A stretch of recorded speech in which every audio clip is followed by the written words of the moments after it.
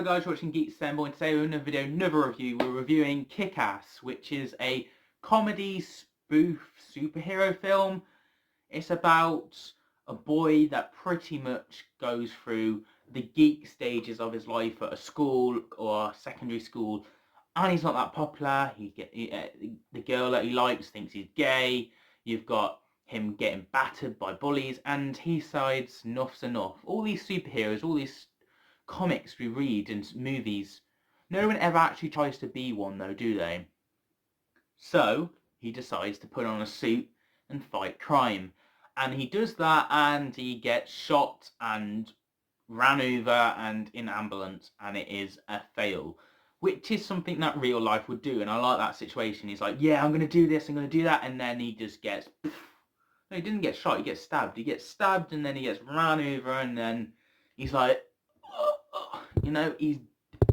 it doesn't work as well as he's planned, which is real life and an example of that. Then he tries to do it again, but not for popularity, not for being a superhero, just because it's right and it's justice. Everyone's recording on their phones. This guy's getting beaten up. He decides to step in and fight. And suddenly it goes famous. Suddenly he's recorded and he's well known, he's popular and all this sort of stuff. And you get that, and then eventually he decides to do another one, and he's way over his depth. There's an army of people battering, got guns and stuff. And another superhero appears out of nowhere. She comes through and takes on them all and gets them out. And then this Kick-Ass learns from her of what to do. I think I'd forgotten her name, so I'm going to call her, I think it might be Mist, but I'm not particularly sure. I know her dad's called Big Daddy, so you learn from the little girl and Big Daddy on how to properly be a superhero, and they have that stay in touch sort of thing. And then you have this other rich figure who also gets inspired by Kick-Ass to become a superhero, and he tries to be a superhero, and they get along with Kick-Ass, but then his dad is a corrupt bad guy, and that famous rich dude suddenly turns into a bad guy, and uses Kick-Ass to get to all the other superheroes so they can take them down and kill them and all that stuff. And why this is going on, why Kick-Ass is actually starting to become a superhero, he's pulling the bird that she thinks he's gay and sort of thing. He's going, no, I'm not gay, I'm a superhero, look, I'm Kick-Ass and all this and stuff. And he gets the girl, and fair enough. I mean, that's what it takes. Let's all dress up in tight clothing and pretend we're superheroes, and let's just go and get the girl we want. Yeah. So yeah, we have Batman to play, and it's a typical superhero-esque film. But then you get Kick-Ass getting took by the bad guys, and you get Big Daddy took, and the little girl gets shot, and she's presumed dead. When that is to play, and they're getting beaten up live on camera, so everyone can see that if you be a superhero like these guys, you're gonna die, and this is the lesson we're teaching.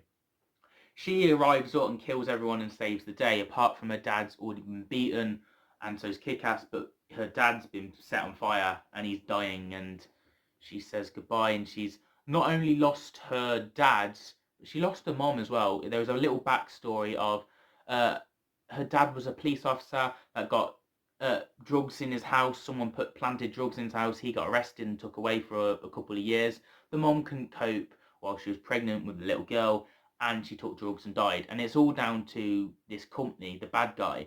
And so that's why the dad wants revenge, and the little girl wants revenge, and now she wants revenge even more. Now she lost her mom and her dad to this company.